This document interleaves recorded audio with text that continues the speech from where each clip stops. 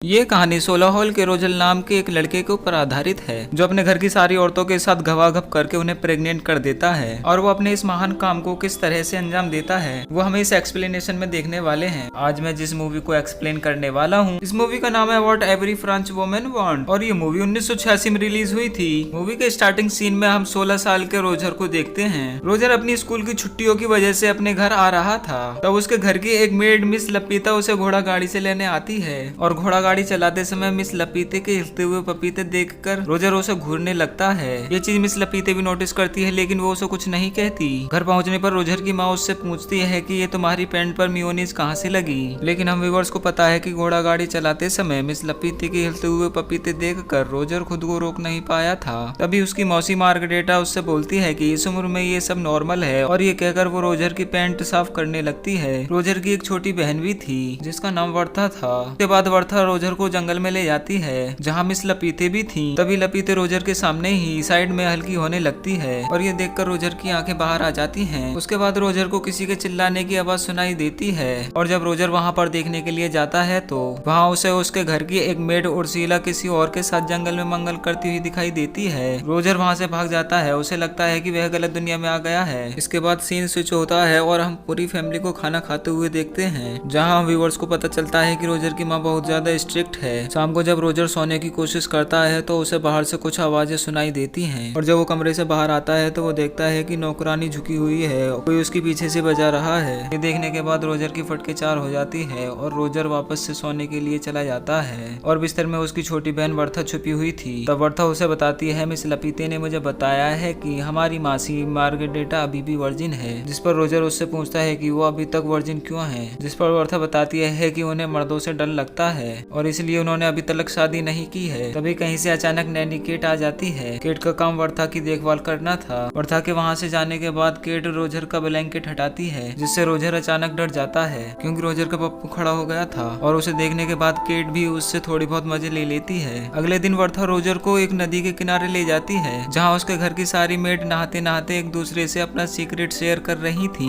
वर्था और रोजर अपने घर की 4 मेड्स को छुपकर देख रहे होते हैं। तभी नदी किनारे के पास 3 नमूने आ जाते हैं और ये तीनों भी रोजर के घर में काम किया करते थे और वो तीनों अपना पप्पू निकालकर उन मेड्स के सामने ही हल्के होने लगते हैं और वो अपना स्पाइडरमैन उन मेड्स को दिखाने लगता है। तभी उर्सिला बोलती है तू शेर है तो मैं सवा शेर हूँ और उर्सिला उन तीनों को अपना पिछवाड़ा दिखाने लगती है और उसके पिछवाड़े के दर्शन वो दोनों एक पेड़ के पीछे छुपकर कर रहे होते हैं। अगले सीन में रोजर की बड़ी बहन एलिसा अपने पापा के साथ आती है और सब लोग उसका वेलकम करते हैं। एलिसा आते ही सब लोग उसे गले मिलती है लेकिन जब रोजर की बारी आती है तो वो उसे फोरहेड पर किस करके वहाँ से चली जाती है जिस पर रोजर सोचता है मेरे अंदर कांटे लगे थे क्या। फिर वर्था रोजर को एक छत पर ले जाती है जहाँ दोनों छत पर छिप जाते हैं। तभी वहाँ पर मार्गरेटा आती है और चर्च के पादरी से सारी बातें बताने लगती है और वो पादरी से बोलती है कि जब से रोजर यहाँ आया है तब से हर रोज मैं सपने में उसके साथ धक्का पेल करती हूँ और ये सारी बातें रोजर भी सुन रहा था। ये सुनने के बाद रोजर बहुत ज्यादा खुश हो जाता है और बहुत ज्यादा एक्साइटेड हो जाता है जिसके बाद वो पादरी के जस्ट बगल में गिर जाता है और पादरी उन दोनों को रोजर की माँ के पास ले जाता है जिस पर रोजर की माँ पादरी से बोलती है कि आप ये बताओ मैं इन दोनों के साथ क्या करूं। जिस पर पादरी उसे बताता है कि तुम रोजर के पिछवाड़े पर मार मार कर बंदर के पिछवाड़े की तरह लाल कर दो, तभी उसे समझ आएगा और ये काम मार्गरेटा अपने शुद्ध हाथों से करेगी तो इसे ज्यादा मजा आएगा। तब रोजर की माँ मार्गरेटा से बोलती है कि तुम एक हंटर लो और शुरू हो जाओ। पहले तो मार्गरेटा ये करने से मना करती है लेकिन रोजर की माँ के फोर्स करने के बाद वो ऐसा करने लगती है और वो रोजर के पिछवाड़े पर हंटर मार मार कर बंदर के पिछवाड़े की तरह लाल कर देती है। रात को सोते समय रोजर को बाहर से फिर से आवाज सुनाई देती है और जब वो अपने कमरे से बाहर निकलता है तो देखता है उसकी मेड हेलन किसी से ठुकवा रही थी और आज भी उसे हेलन दिखती है। उसके पीछे वाला बंदा बिल्कुल भी नहीं दिखता लेकिन इस बार रोजर ही इस नजारे का मजा नहीं ले रहा था लेकिन मिस्टर फ्रैंक भी ये सब कुछ देख रहे थे। तभी वहाँ रोजर के पास अचानक उर्सिला आती है और वो उससे बोलती है आओ मैं तुम्हारे पिछवाड़े पर मूव लगा दूं। इतनी मार खाने पर दर्द भी बहुत ज्यादा हो रहा होगा। जिस पर रोजर उसे ऐसा करने से मना कर देता है। उसके बाद रोजर उससे पूछता है कि हर रात हेलन को पीछे से कोई बजाता है, क्या तुम्हें पता है कि वो बंदा कौन है। तब रोजर को ख्याल आता है कि उसने अकेले इस शो को नहीं देखा था बल्कि मिस्टर फ्रैंक भी इस शो को एंजॉय कर रहे थे। जिसके बाद रोजर सीधे मिस्टर फ्रैंक के पास जाता है जहाँ मिस्टर फ्रैंक दूरबीन से मियां खलीफा को देखने की ख्वाहिश में पेंट में हाथ डालकर अपने स्पाइडरमैन को तसल्ली दे रहे थे और रोजर रोजर के आते ही मिस्टर फ्रैंक वहाँ से चले जाते हैं। तब रोजर भी दूरबीन से देखने लगता है और उसे दो शादीशुदा एलन एक साथ कुत्ता डांस करते दिखाई देते हैं। तब रोजर को समझ आता है कि मिस्टर फ्रैंक अपने स्पाइडरमैन को मसाज क्यों कर रहे थे। अगले दिन रोजर को एक किताब मिलती है जिसमें द ग्रेट सनी लियोनी की कहानी थी और रोजर उस किताब को बड़ी शिद्दत से छिपा लेता है और जाते वक्त उसे अपने मॉम डैड के कमरे में से घर घर खेलने की आवाजें सुनाई देती हैं। रोजर उन्हें लॉक वाले छेद से देखने लगता है, लेकिन तभी उसे पीछे से एलिसा का फियांसे रोलांडो देख लेता है, जिस पर रोजर उसे रिक्वेस्ट करता है और उससे प्लीज इस बात को किसी से मत बताना, और वो रोजर से अपनी गाड़ी सफा करवाता है। अगले दिन रोजर घोड़ा गोदाम में वही किताब पढ़ रहा होता है जिसमें सनी लियोनी की सफलता की कहानियां लिखी हुई थी और वो पढ़ने के साथ साथ अपने पप्पू को भी मसाज दे रहा होता है। लेकिन वहाँ थारा भाई जोगिंदर का फ्रेंच वर्जन आ जाता है और वो मौका देखते ही हेलन को खिड़की में आधा बाहर और आधा अंदर फंसा देता है और वो बाहर जाके साइड से हेलन के गैलन में पानी भरने के लिए जाता है। तभी हेलन की नजर रोजर पर पड़ती है और वो उससे मदद मांगती है तो हेलन उससे बोलती है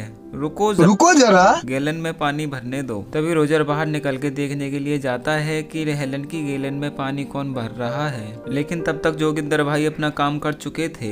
अगले सीन में रोजर अपनी फैमिली के साथ बैठा था जहां रोलांड अपने जूते साफ करने के लिए बोलता है, लेकिन रोजर काम करने के लिए सीधा मना कर देता है। तभी रोलांड अपनी औकात दिखा देता है और वो रोजर की माँ को सारी सच्चाई बता देता है, जिस पर रोजर की माँ बोलती है मेरी दोनों बेटियां ठीक हैं, लेकिन मैंने इस इमरान हाशमी को जन्म कैसे दे दिया। जिसके बाद रोजर अपनी सनी लियोनी वाली किताब अपनी बहन की किताब से बदल देता है और वो वहाँ से छुपकर देखता है कि वो इस किताब को पढ़ेगी या नहीं। इसके बाद एलिसा उस किताब को पढ़कर ऐसा रिएक्ट करती है जैसे उसे धरती पर स्वर्ग मिल गया हो। इसके बाद रोजर किचन में जाता है जहाँ उर्सिला होती है और वो मौका देखकर उसे वहीं घोड़ी बनाने लगता है, लेकिन तभी वहाँ पर अचानक दूसरी मेड आ जाती है और रोजर वहाँ छुप जाता है। जिसके बाद रोजर सोचता है कि मेरी ही किस्मत में लोग लिखे हुए हैं। तभी उसके दिमाग में बत्ती जलती है और वो मिस लपीते के पीछे उसके पपीते दबाने के लिए जाता है, जिस पर मिस लपीते उससे पहले तो मना करती है कि ऐसा मत करो, लेकिन थोड़ी देर बाद मिस लपीतो उससे बोलती है कि रोजर मेरे बच्चे जितना बजाना है तुम बजाओ। लेकिन वहाँ रोजर की नोबिता वाली किस्मत चमक जाती है और बाहर कोई जर्मनी और फ्रांस के बीच में जंग का ऐलान कर देता है और सबको पता चल जाता है कि जर्मनी ने फ्रांस से जंग का ऐलान कर दिया है। अगले दिन सब लोग युद्ध में जाने की खुशी मना रहे होते हैं, लेकिन रोजर की हालत ऐसी होती है जैसे उसने ढिंडोरा की लॉटरी जीत ली हो। बार में जाने से पहले सब लोग अपनी बीवी को टीवी के सामने घोड़ी बनाएंगे, जिसके बाद रात में सब लोग अपनी बीवी को ले जाकर उसकी बजाने जाते हैं, जिस पर रोजर समझता है कि ये सब आज रात की चांदनी है और इसके बाद इनकी पिक्चर मैं ही बनाऊंगा। सबके युद्ध में जाने के बाद सारी लेडीज अकेली थी और रोजर सबसे पहले उर्सिला के पास जाता है जहाँ वो ले देकर घोड़ी बना ही देता है और वो उर्सिला से ये बोलता है कि मुझे तुमसे प्यार हो गया है। अगले सीन में बर्था रोजर से बोलती है कि पादरी माँ से मिलने आया हुआ है, जिसके बाद ये दोनों भाई बहन छुपके से उन दोनों की बातें सुनने लगते हैं, जिस पर रोजर की माँ पादरी से बोलती है कि मेरे पति कभी घोड़ी बनाकर लेते हैं तो कभी डॉगी बनाकर लेते हैं, इससे कोई पाप तो नहीं। जिस पे पादरी बोलते हैं कि नहीं, वो तुम्हारे पति हैं, वो तुम्हारी घोड़ी बनाकर लें या फिर डॉगी, इसमें कोई दिक्कत की बात नहीं है।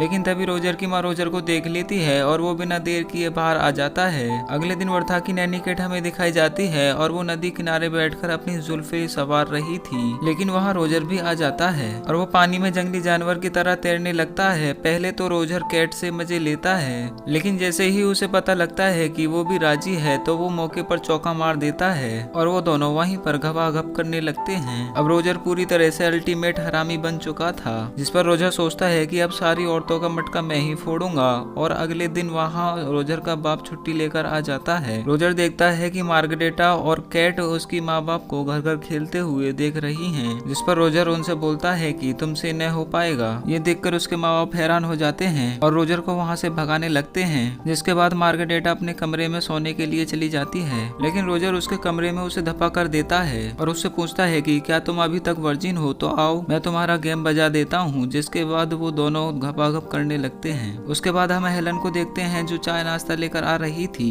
लेकिन इस बार युद्ध में जाने की वजह से उसकी बजाने वाला कोई नहीं था। तभी वो रोजर के कमरे में जाती है और रोजर उसे पीछे से पकड़ लेता है और उसे घोड़ी बना देता है। अगले दिन रोजर एलिसा के पास जाता है जहाँ वो घोड़े को घास खिला रही थी, जिस पर रोजर उससे बोलता है कि आज मैं तेरी भी पिक्चर बनाऊंगा। पहले तो एलिसा उसे ऐसा करने से मना करती है, लेकिन थोड़ी देर बाद बोलती है मेरी पिक्चर बनाओ और हाँ, पिक्चर में मुझे घोड़ी का रोल देना। जिसके बाद रोजर उसे घोड़ी बना देता है। अब रोजर सारी औरतों के बीच पॉपुलर हो चुका था और सारी औरतें उसके पास बारी बारी काम 25 करवाने आती थी। दिन बीतते जाते हैं और ये सिलसिला चलता रहता है। एक दिन एलिसा रोजर से बोलती है कि मैं प्रेग्नेंट हूँ। तभी रोजर देखता है कि रोलांड वापस आ गया है क्योंकि युद्ध खत्म हो गया था। उर्सिला और मार्गरेटा उससे बोलती हैं कि मैं भी प्रेग्नेंट हूँ और ये सुनने के बाद रोजर के पैरों तले जमीन खिसक जाती है, क्योंकि अगर उसके मॉम डैड को पता चली तो उसके मॉम डैड उसे नंगा करके सारी जगह घुमाएंगे। तभी रोजर उर्सिला से बोलता है कि एक नेल पॉलिश लेकर आओ और वो नेल पॉलिश को एलिस के बेड पर लगा देता है और बोलता है तुम कुछ भी करके रोलांड के साथ घबाघब कर लेना, जिससे रोलांड को लगे कि तुम अभी भी वर्जिन हो। इसके बाद वो अपनी मासी से बोलता है कि तुम फ्रैंक से शादी कर लो, वो आपको बहुत पसंद करते हैं। और ये सुनने के बाद वो दोनों शादी के लिए राजी हो जाते हैं। उसके बाद रोजर उर्सिला के पास जाता है और शादी के लिए प्रपोज करता है, लेकिन उर्सिला उसे मना कर देती है। उसके बाद उन तीनों की शादी हो जाती है और रोजर के कांड के बारे में किसी को पता भी नहीं चलता। और उसी रात रोजर फिर से हेलन के साथ घबाघब करता है और अगले दिन एलन उसे बताती है कि मैं भी प्रेग्नेंट हूँ, लेकिन अब रोजर की स्कूल की छुट्टियां खत्म हो चुकी थी,